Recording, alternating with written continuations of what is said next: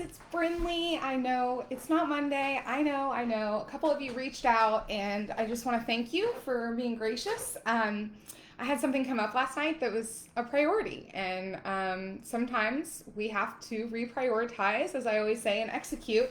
And that was something that needed my time and attention that was important to me. So I said, you know what? I'll just do it tomorrow night. And that always works out. It's so funny how somebody will reach out to me every time I'm late or I do it on a different day, and they'll say, Bren, I caught it and this was awesome. And the story gets better because I get more life experience. So tonight's topic is, and I put it in the title, and this is really funny because I didn't know this until I started researching the title. And I usually come up with these like a week and a half before I do them, so that I have like a week to do some research and really think about it and journal around it and meditate around it. And this line came from one of my favorite movies, Thelma and Louise. You get what you settle for. And what I want to talk about tonight is settling.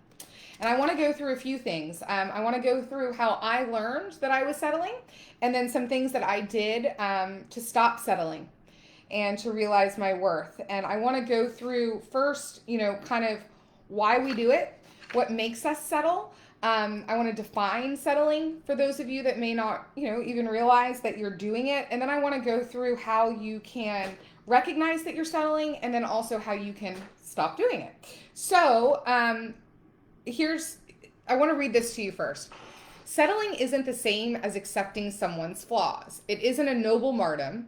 It's trapping yourself in something that makes you unhappy and is doing so for it's doing so for little more than insecurity, fear, or a dependence on the opinions of others. It's a toxic thing to do, and it's something that's completely preventable when you know you are and become determined to live life on your own terms. Now, I am not just talking about settling in relationships. A lot of times we say, don't settle. Thelma and Louise, very female-driven movie. That's not what I'm talking about. I'm talking about the fact that whatever you settle for is what you get. If you settle for your weight currently where it is, your weight is going to remain where it is because you're not going to want to do the activities to make that weight change. If you're in a job that doesn't make you happy, then you're settling, and you're going to get a job that makes you unhappy because you're staying in the job. Now, a lot of us know, like, we settle and it's difficult. Like, how do you get out of that? So a couple things I want to show, I want to say that this is how you can recognize you're settling. Number one, justifications abound. You're justifying everything. You're justifying why you're there. So you're justifying why you're comfortable at your weight. You're justifying why this job works and that you don't want to leave people and you don't want to strain people. And you're creating all these justifications as to why you're staying in the location and in the place that you're in. Endless irritations. You're constantly irritated by whatever it is. You're constantly irritated by your weight. You're constantly irritated by things in your environment, an environment that you're willing to settle in. So really acknowledging, am I irritated all the time? And if you're irritated all the time, you're most likely settling. The next thing is the inability to stop the comparisons. You're comparing your insides to everyone else's outsides. You're looking at everyone around you and saying, oh, if I could only be their weight, or if I could only look like them, or if I had their job, or if I could do and sound like they do, or if I could look like them. So you're just constantly comparing your insides to other people's outsides. You're restless. So you have a lot of restlessness. You're not comfortable. For me, one of my triggers is I feel it. Like, I feel it in my gut. And then it's like a thermometer, right? Like, the heat starts to rise from my gut all the way up. And I've learned that I don't like the way that feels. I don't like being triggered. And so if I'm in a situation that's going to trigger me, I have to exit that situation. And sometimes it's not easy. Sometimes I can justify 7 ways to Sunday to stay. And to not walk away because I want to be happy, or I want to be right, or I don't know. I'm human and I stay. So a couple things. Why do we do it? Why do we settle? Number one is low self-esteem. When I started thinking about this topic, the first thing that kept coming up was happiness. Is that people that are truly happy with themselves and truly internally happy with who they are, they don't settle. They don't settle because they've defined their values. They've defined what makes them happy, and they will not compromise that at any cost. And so it's made it easier for them to not settle or to walk away from situations that they need to settle that they're finding that they're settling in. Number two is, we're naive. We're naive. We think we can change it. We think we can change people. And I'm going to talk about that here in a little bit. But we're naive to the fact of why we're settling, or we're naive to the fact of what's really going on around us. A lot of times we can't see it. Others can see it. Yet until we're ready to see it and we're ready to listen, you can tell us 100 times, but we're not going to do it until we're actually ready. Rose-colored glasses. We tend to look at things through rose-colored glasses. I have a high level of optimism, so I have to be really careful that I'm not coming from a highly optimistic position and convincing myself of something that's really not there. I have to be realistic. And then the last one is fear of being alone.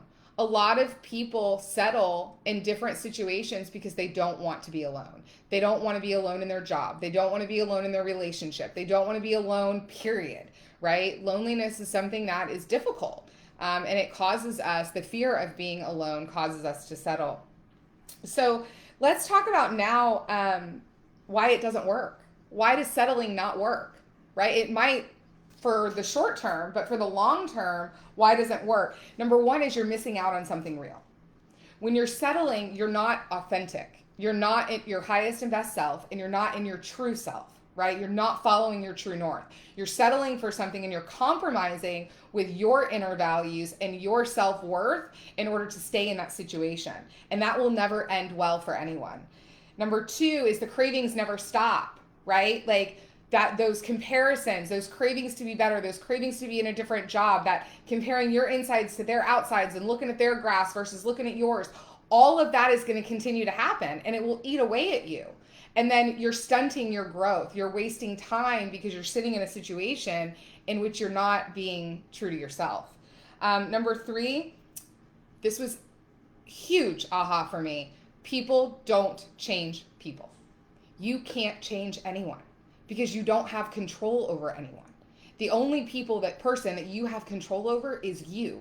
And you have to remove yourself from the situation. Now, sometimes removing yourself from situations may cause the other person and their journey to go through something that might cause them to change. Yet you don't have that power. I always say, I'm pretty sure your driver's license doesn't say God. And God's the only one that has the power to change people, right? We can only change ourselves. Number four is resentment will build. And you know what I say about resentment. Resentment's like drinking poison and expecting the other person to die. And that's never going to end well for you. Number five is it will lower your self-esteem, which we all know as your self-esteem lowers and you start to compromise even more, you can fall into depression, inevitable, like really bad things can happen. And then number six is you're inviting fear into your life. And any time that we get fear-based or in a scarcity mentality and away from abundance and faith, it also never ends well. So now let's talk about how you can start to identify. So we've said this is how you can identify you're settling. You're justifying, you're irritated, you're restless, you're comparing yourself to everyone. Now let's talk about what you can do to stop settling, right? Tony Robbins gave an easy 4 steps, and then I'm going to go through a kind of a list of non-negotiables that you need to come up with certain areas of your life. So Tony Robbins said there's 4 things. Number 1, own your life. Know what your life is and own it. You control your future. The only person that can change or control your future is you. Number 2 is nourish your body. What are you doing to pour into your physical health? I'll tell you, a lot of my confidence and self-worth and changes did not come. Like the last step of it, I would say a lot came, but the last step of it was getting my physical health where it needed to be and being committed to that journey. Number 3, raise your standards and stick to them. I have never had a situation where I have broken a standard and it has turned out well for me. And now I have to learn that if I do break a standard, I have to walk away in order to prevent the inevitable. Because if I broke my standard, I'm not in integrity, I'm not in my true authentic self, and it won't end well. Number 4, create habits that make you great. So own your life and then develop the habits that are going to make you that individual that can own that life. Now, part of owning your life and your needs is knowing what your non-negotiables are. What are your non-negotiables? Do you know your values? Do you have that integrity check with your values that you can say, this is in alignment with my values, this isn't? Know your boundaries. What are your boundaries? I spent a lot of time journaling around what I'm about to tell you.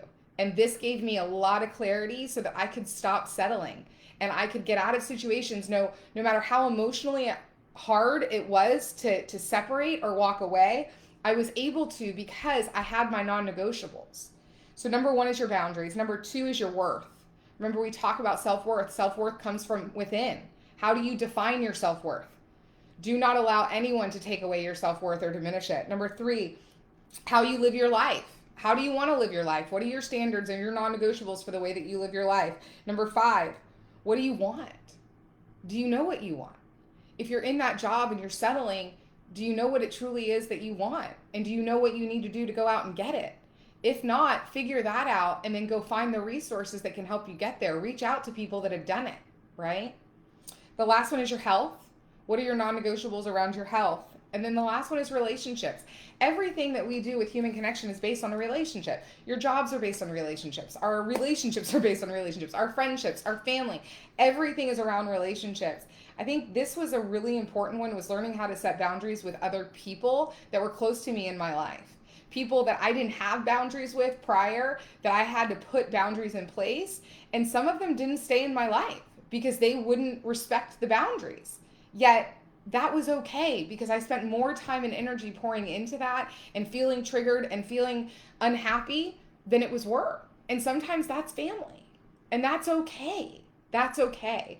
And there's family that I've done that with and then they've come back when they were ready to respect and honor the boundaries. So I hope this helped tonight. If you're finding yourself in a place that you're settling, feel free to reach out. Brindley at brindleytucker.com, Brindley at brindleytucker.com, or you can text me, 727-512-9098. Have a great night. Bye, guys.